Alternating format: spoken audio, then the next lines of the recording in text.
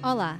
A Igreja Batista da Graça disponibiliza as suas mensagens e reflexões nas plataformas digitais.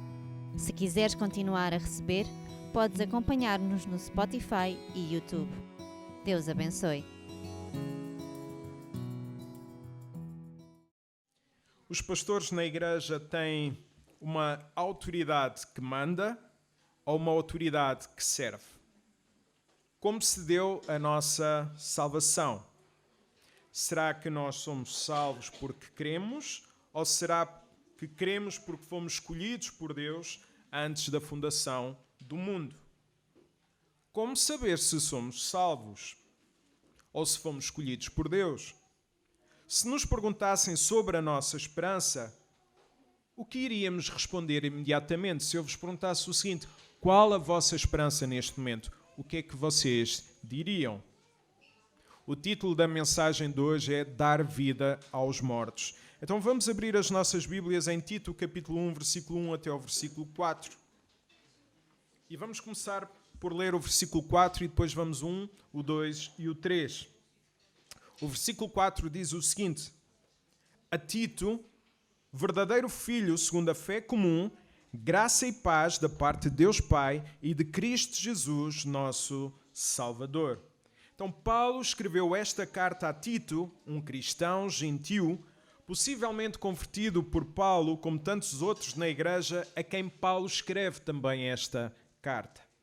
Depois de acompanhar Paulo, Tito ficou na ilha de Creta para organizar a igreja e também enfrentar os falsos profetas. Ao longo do livro vamos ver uma preocupação com a doutrina e uma preocupação com a conduta cristã. Ou seja, acreditar na doutrina é viver segundo uma conduta. As nossas crenças, dessa forma, moldam as nossas vidas, pois uma vida cristã que não dá frutos não faz sentido biblicamente. Uma vida cristã que não produz frutos não faz sentido biblicamente. Então hoje iremos ver como a mensagem é poderosa para dar vida aos mortos, para que as suas vidas, para que as nossas vidas mostrem quem é Jesus. Vamos ler então o versículo 1. Paulo, servo de Deus e apóstolo de Jesus Cristo, reparem na ordem, servo de Deus e apóstolo de Jesus Cristo, para promover a fé que é dos eleitos de Deus e o pleno conhecimento da verdade segundo a piedade. Então Paulo apresenta-se como servo e depois como apóstolo do Senhor Jesus Cristo. Perceber a ordem das palavras é importante. Paulo chama ele próprio de servo de Deus. Significa literalmente escravo de Deus, ou alguém que pertence inteiramente a Deus e que o serve em todos os momentos. A palavra apóstolo tem dois sentidos. Primeiro, enviado, normalmente eram aqueles que são enviados para abrir novas igrejas, mas também com aquele que tinha autoridade apostólica, que seriam os 12 apóstolos, mais Matias e depois o apóstolo Paulo. Eles tinham autoridade sobre a igreja, trazendo também dessa forma a revelação de Deus, e precisavam também de ter visto o Senhor Jesus em carne e osso. E Paulo viu o Senhor Jesus na estrada de Damasco. Como não há mais revelação, porque a revelação terminou, e como não é possível ver mais a Jesus, já não há apóstolos nos dias de hoje, neste sentido de ofício. Agora, qual a razão desta ordem? Primeiro servo e depois apóstolo. Porquê é que Paulo apresenta-se primeiro como servo e depois como apóstolo? Serviço antes da autoridade. Os líderes das igrejas são chamados a servir a igreja e a liderar a igreja pelo exemplo. Primeiro vem o serviço. E o serviço às pessoas traz autoridade inerente. Paulo descreve-se primeiro então como servo, porque essa é a característica principal de quem serve a igreja, de quem serve a Deus.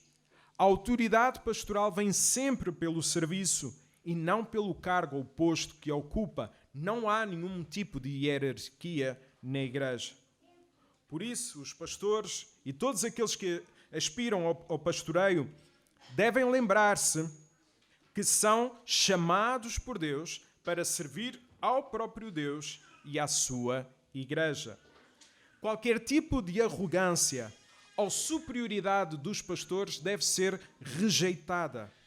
Nós não somos uma classe à parte, nem somos mais especiais do que as outras pessoas. Temos apenas responsabilidades diferentes.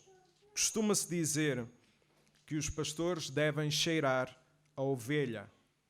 Por isso, quando ouço algumas pessoas a dizer que é muito difícil chegarem aos seus pastores, fico sempre a pensar: eu existo para servir ou existo para ser servido? Quando há dificuldade para as pessoas encontrarem os seus pastores, porque é preciso passarem por determinados passos até conseguirem conversar quase com o ungido do Senhor, meus irmãos, alguma coisa errada se passa. O pastor deve estar ao lado das pessoas, ao lado da igreja. Se um pastor não está acessível à igreja, será um pastor ou será um palestrante? Pastores são servos. Quais são as funções do pastor como daqueles que servem a igreja? Isto é, quais são as funções de todos aqueles que servem a igreja? Em primeiro lugar, vamos ver, versículo 1, promover a fé que é dos eleitos de Deus. Paulo afirma que vive para levar à salvação aqueles que Deus escolheu antes da eternidade.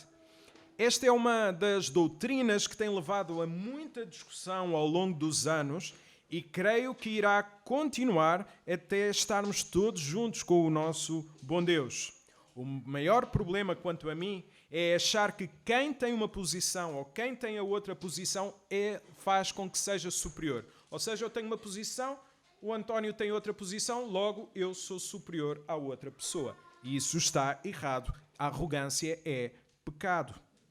Olhando para este texto, que Paulo está a dizer-nos que aqueles que não conhecem a Jesus são mortos espiritualmente. É a verdade que nós encontramos em Efésios 2:1. Ele vos deu vida, estando vós mortos nos nossos pecados e delitos. Então, se alguém que está morto espiritualmente não pode escolher viver para Jesus sem primeiro Jesus lhe ter dado vida. Ninguém pode olhar para Jesus se Jesus não lhe der visão. Porque um morto espiritual não tem capacidade de ver. Em 2 Timóteo, capítulo 1, versículo 9, vemos também que Deus nos escolheu antes da fundação do mundo. Diz o seguinte, que nos salvou e nos chamou com santa vocação, não segundo as nossas obras, mas conforme a sua própria determinação e graça que nos foi dada em Cristo Jesus antes dos tempos eternos. Além disso, o facto de Deus nos ter escolhido não invalida que nós falemos de Jesus a todas as pessoas, porque aqueles que Deus escolheu, eles precisam de chegar à fé. 2 Timóteo 2:10, o primeiro versículo que eu preguei aqui na Igreja da Graça no dia 8 de setembro de 2013. Por esta razão, tudo suporto por causa dos eleitos, para que também eles obtenham a salvação que está em Cristo Jesus com a eterna glória. Então nós somos chamados a falar de Jesus a todas as pessoas, sabendo que Deus fará a sua parte.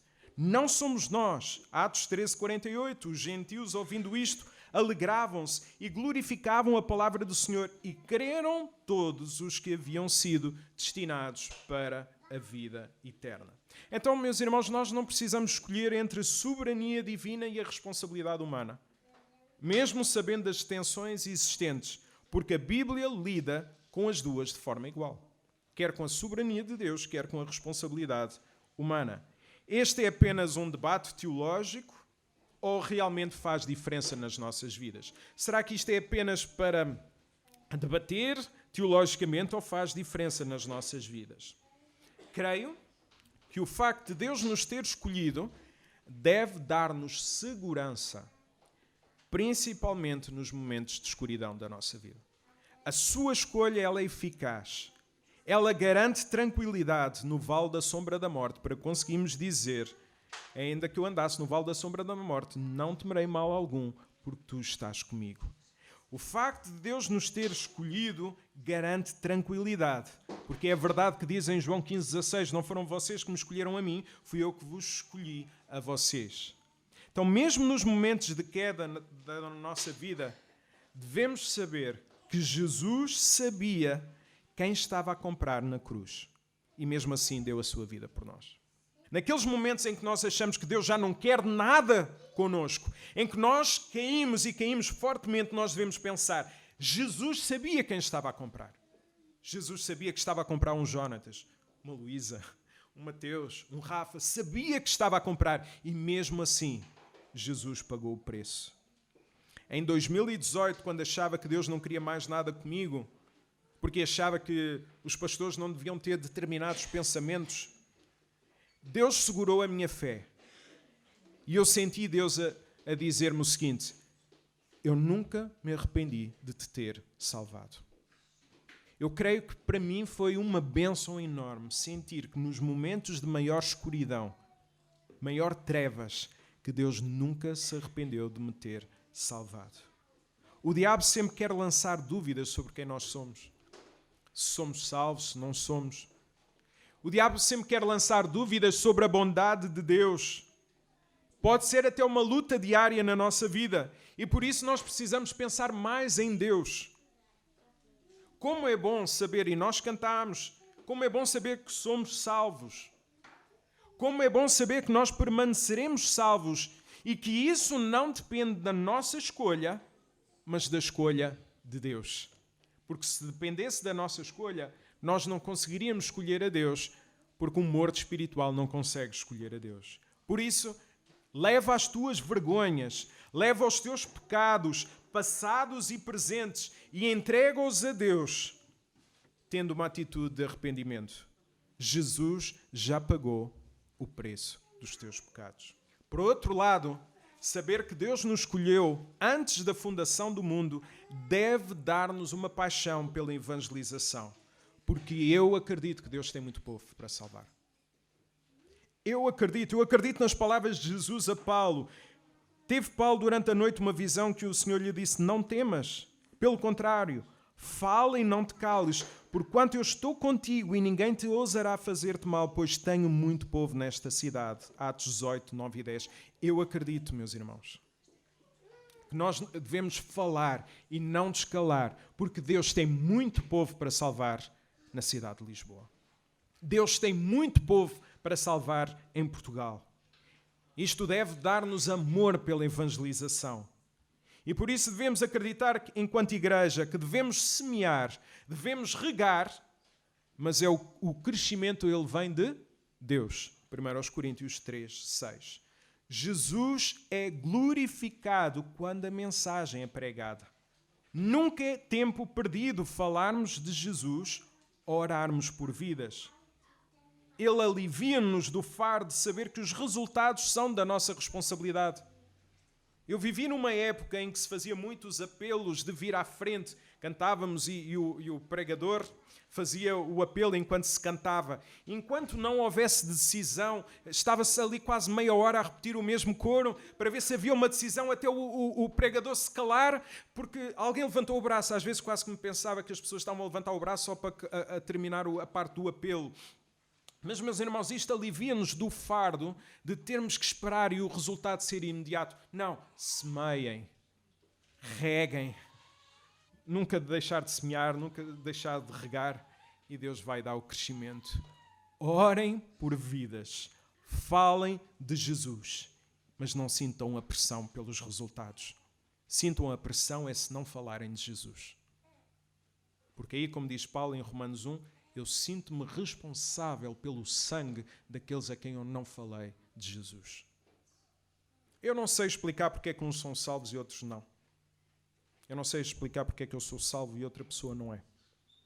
Estas coisas pertencem a Deus. Eu sei que é graça. E uma graça que me constrange. Uma graça que me leva a quebrar diante de Deus, que me salvou e que me deixa continuar a ser salvo, mesmo eu pecando. Mas é uma graça também que me leva a falar do Evangelho. Porque quero falar aos outros quem Jesus é. Como disse Spurgeon, a evangelização é um mendigo a dizer a outro mendigo onde pode encontrar pão. Nós precisamos falar do Evangelho. porque sem proclamação não há conversão. Independentemente do teu entendimento, há uma coisa que ninguém se pode fugir. Precisamos de proclamar a mensagem de Jesus. Enquanto igreja, então, existimos para dar vida aos mortos. Foi essa a missão que Jesus nos deu para fazermos discípulos de todas as nações. Em segundo lugar, versículo 1, que aqueles que são salvos devem crescer em piedade.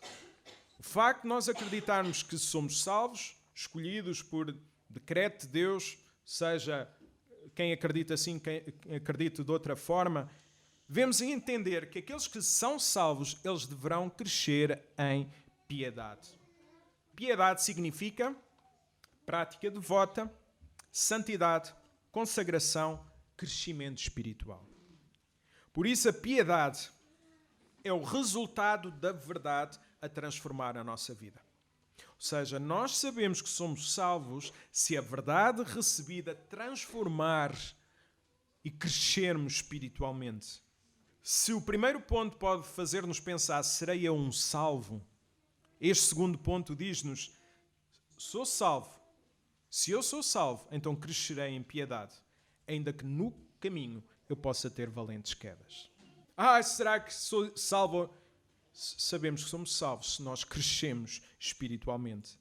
Então as igrejas e os pastores devem trabalhar para dar vida aos mortos e depois ajudar os vivos espiritualmente a crescerem.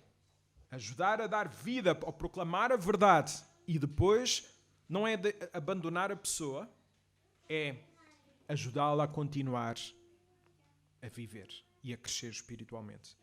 Há uns anos ouviu este exemplo, não sei se já o partilhei aqui, mas que alguém estava a dizer que a salvação era um bocado como alguém que se estava a afogar na praia e que Jesus vem e ajuda a pessoa, resgata a pessoa e coloca-a na praia novamente. É um péssimo exemplo. Porquê? Porque, na verdade, nós não nos estávamos a afogar.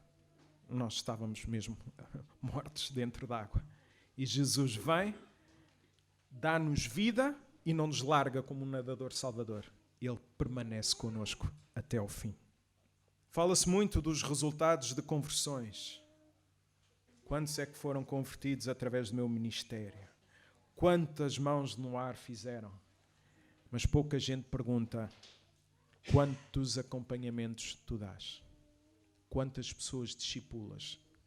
Quantas pessoas acompanhas? Por quantas pessoas tu andas lado a lado, nos momentos bons e nos momentos menos bons? Isso não dá likes, isso não dá gostos, isso não dá nada. Mas isto é o ministério. É preciso ajudar as pessoas então a crescer espiritualmente para produzirem frutos de santidade ou serem mais visíveis, mais parecidos com Jesus. Deixem-me perguntar, temos crescido espiritualmente? Temos tido mais amor por Deus e pela sua igreja? Temos tido o desejo de falar de Jesus? Temos vivido cada vez mais à imagem de Jesus? Ou, por outro lado, o pecado já não nos faz tanta confusão? Já é igual pecar ou não pecar? Como é que nós estamos? Como disse o pastor Emílio Garófalo, lá na Atos 29, o mundo não tolera a mensagem de Jesus porque Jesus mexe com a liberdade de cada um. O mundo não tolera a mensagem de Jesus porque Jesus mexe com a liberdade de cada um. Então, será que temos achado que a nossa liberdade tem sido muito afetada pela mensagem de Jesus ao ponto de começarmos a baixar o nível de piedade? Não, isto já é mexer com a minha liberdade. Então eu tenho que viver à minha maneira. Jesus está a mexer muito com o meu eu. Por isso é que quem vive para Jesus nega o seu eu e assume eu sou de Cristo. Há estagnação espiritual na nossa vida? Somos a mesma pessoa espiritualmente falando do que éramos há um ano? Reagimos da mesma forma aos problemas e aos medos da nossa vida como nós reagíamos há um ano? Lembra-te, estagnar espiritualmente é praticamente o mesmo que regredir espiritualmente. Precisamos de nos alimentar diariamente e a igreja tem essa responsabilidade para podermos crescer. Mas ninguém cresce espiritualmente se o único alimento for aos domingos. Precisamos então uns dos outros para não sermos enganados pelo pecado. Precisamos uns dos outros para não sermos enganados. Devemos ser igreja, não apenas então para dar vida aos mortos, mas também para ajudar no crescimento espiritual dos vivos. Vimos até aqui que devemos evangelizar para trazer à fé aqueles que Deus escolheu. Depois percebemos que devemos promover o crescimento espiritual dos cristãos. E agora, em terceiro lugar, versículo 2. Na esperança da vida eterna, que o Deus que não pode mentir prometeu antes dos tempos eternos. Então, o que Paulo está aqui a dizer-nos é que a fé leva à esperança. E a esperança sustenta a nossa fé, diariamente. Ao pregarmos o Evangelho, a vida que estamos a dar aos mortos cria também esperança na vida eterna. O versículo mais conhecido da Bíblia fala-nos desta esperança na vida eterna, João 3,16, porque Deus amou o mundo de tal maneira que deu o seu Filho unigênito para que todo aquele que nele crê não pereça, mas tenha a vida eterna. Se no Antigo Testamento não havia claramente esta ideia de vida eterna, no Novo Testamento fica tudo muito mais claro sobre a vida após a morte terrena. O próprio Jesus foi claro em João 14, 2 e 3. Na casa do meu pai há muitas moradas. Se assim não fosse, eu vos teria dito, pois vou preparar-vos lugar. E quando eu for e vos preparar lugar, voltarei e receberei-vos para mim mesmo, para que onde eu estiver, estejais vós também.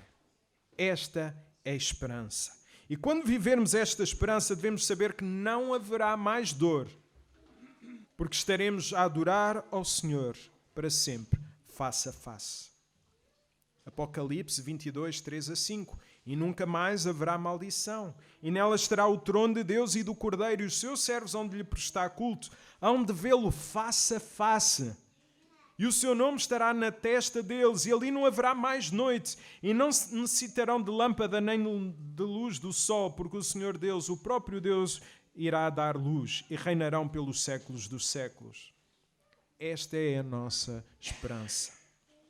Qual a diferença, então, saber que vivemos com base nesta esperança de que um dia estaremos com Jesus para todo o sempre? Qual a diferença? Ajudar-nos a entender que este mundo nunca irá satisfazer a nossa vida. Sabem porquê?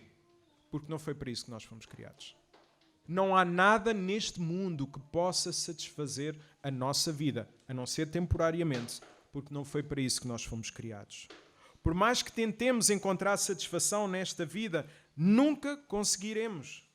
Jesus é a fonte de toda a satisfação. Nós vimos em Filipenses, eu posso viver em toda e qualquer circunstância, posso viver com muito ou com pouco, porque a razão da minha vivência é Jesus.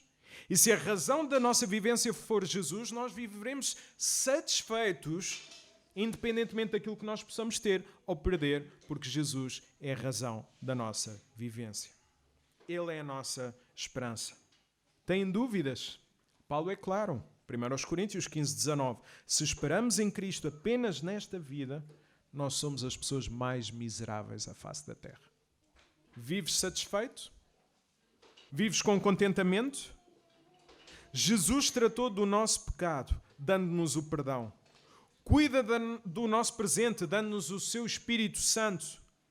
E já resolveu o nosso futuro ao garantir-nos vida eterna. Lembra-te, confia em Deus em relação ao teu futuro, porque Jesus já tratou do teu passado. Não tenhas medo. Jesus estará lá. Não tenhas medo. Jesus estará lá para nos receber. Se Deus não mente, e nós vemos neste versículo uma garantia dupla, reforçando que a esperança é uma certeza. Reparem novamente nesta garantia dupla. Em primeiro lugar, vemos neste versículo que Deus não mente. Ao contrário dos falsos profetas, vejam o versículo 10, porque há muitos insubordinados, faladores vão, enganadores, especialmente os da circuncisão. Então, Deus não mente. E se Ele prometeu, Ele cumpre. Se Deus não mente e prometeu a vida eterna a todos os salvos, então devemos confiar nas suas palavras, que estaremos com Ele para todo sempre. Em segundo lugar, vemos no texto que ele prometeu a segunda garantia. Prometeu a vida eterna mesmo antes de ter criado todas as coisas. Não só nos escolheu para si, como nos reservou para estarmos juntos por toda a eternidade. Quando Deus promete, Ele cumpre, sem falhar. Números 23, 19. Deus não é homem para que minta, nem filho do homem para que se arrependa. Porventura diria Ele e não o faria? Ou falaria e não o confirmaria? Jesus prometeu. Qual é a nossa esperança? Será que a certeza de que um dia estaremos com Deus dá-nos esperança e força para vivermos a nossa vida diariamente? Falámos na Escola Bíblica Dominical, há muitas injustiças. Queremos que tudo fique justo neste mundo, é querer fazer o céu aqui na terra, e isso não é possível. Vamos viver com muitas injustiças, mas chegará o dia em que o sol brilhará e não haverá mais injustiças. Esta é a nossa esperança de estarmos com Jesus para todo o sempre. Descansemos quando nós somos injustiçados. Descansemos quando dizem mal de nós. Descansemos em Jesus quando fazem até cartas abertas de repúdio a quem nós somos. Descansemos em Jesus porque Ele não falha. Qual é a tua esperança? Se temos uma esperança, há uma urgência. Versículo 3. E em tempos devidos manifestou a sua palavra mediante a pregação que me foi confiada por mandato de Deus, nosso Salvador. Então Paulo diz-nos que há urgência em pregar fielmente a palavra a Deus a todos.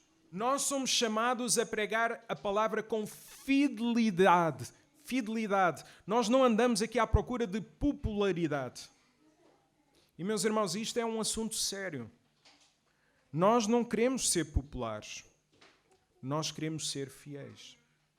Independentemente do que a verdade possa criar na nossa vida, mexer com o nosso eu, o meu compromisso, por mais que goste de vocês, e gosto muito, é ser fiel. Aliás, talvez por gostar muito de vocês, é que preciso cada vez mais também de ser fiel. Mas, em primeiro lugar, porque amo a Deus. Em segundo lugar, porque vos amo. Então, fidelidade é o que eu desejo. É o que nós precisamos. Não temos autorização para adaptar a mensagem conforme os tempos, mas devemos ser fiéis ao que foi escrito. Há pregação quando trazemos Jesus, o Evangelho, à vida das pessoas. Caso contrário, há apenas moralismos, farisaísmos e liberalismos. A pregação da palavra de Deus mostra que Jesus conquistou a nossa liberdade na cruz para vivermos para a glória de Deus. Isto liberta-nos mais uma vez do desejo de viver para conquistar, mas viver porque já fomos conquistados. A salvação não é sobre o que fizemos, mas sim sobre o que Jesus fez. Então, ao pregarmos que Jesus morreu na cruz para dar a sua vida por todos os que se arrependerem dos seus pecados, nós estamos a dar vida aos mortos espirituais para que possam ver a beleza que há em Jesus. Confiemos que Deus tem todo o poder para quebrar qualquer tipo de coração. Se não virmos as pessoas a serem salvas, continuemos a orar e a pregar. Nós nunca sabemos o que Deus pode fazer. Oro pela salvação de vidas, não porque confio na decisão das pessoas, mas porque confio que Deus tem poder para quebrar vidas. Nunca sabemos o que Deus pode fazer. Que possamos proclamar a esperança que há em Jesus. Nós não sabemos se as coisas vão melhorar ou piorar, mas sabemos de uma coisa: Jesus é Senhor sobre tudo e sobre todos. Que na nossa vida cristã possamos agradecer, porque Deus nos deu vida quando estávamos mortos e por isso nós caminhamos diariamente, ainda que em determinados momentos possamos cair. Estamos seguros porque Deus nos escolheu e percebemos se somos salvos através da piedade. Por isso convém analisarmos se nós estamos a crescer espiritualmente, se nós estamos a dar fruto, porque toda a árvore que não der fruto, Ele corta e lança fora. Não há maior alegria do que viver esta vida e também em ser instrumentos nas mãos de Deus para dar vida aos mortos espirituais. É isso que me faz mexer. É isso que deve fazer-nos de servir e proclamar, ver vidas a serem salvas, ver vidas a crescer espiritualmente. Não é ver alguém a tomar uma decisão por Cristo e depois abandoná-la. Não, é continuar a caminhar. Vamos então orar silenciosamente para Deus trabalhar na nossa vida, para nós termos mais piedade, como também termos mais desejo de partilharmos esta mensagem que é poderosa. E quando entendermos isto, nós podemos cantar: nós somos felizes com Jesus.